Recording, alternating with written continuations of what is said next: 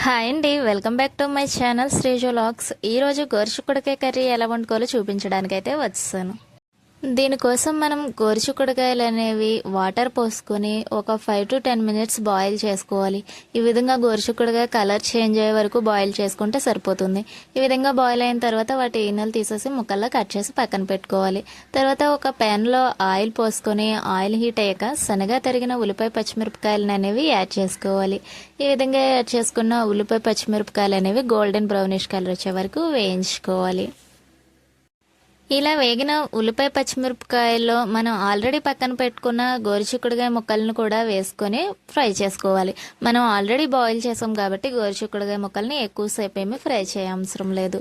ఈ విధంగా ఫ్రై అయిన గోరుచిక్కుడుకాయల్లో ఉప్పు, కారం, పసుపు కూడా యాడ్ చేసుకోవాలి.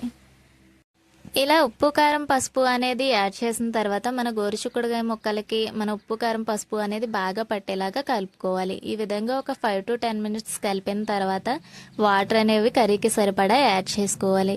ఇలా వాటర్ యాడ్ చేసి కర్రీ దగ్గర పడే వరకు ఉడికించుకోవాలి.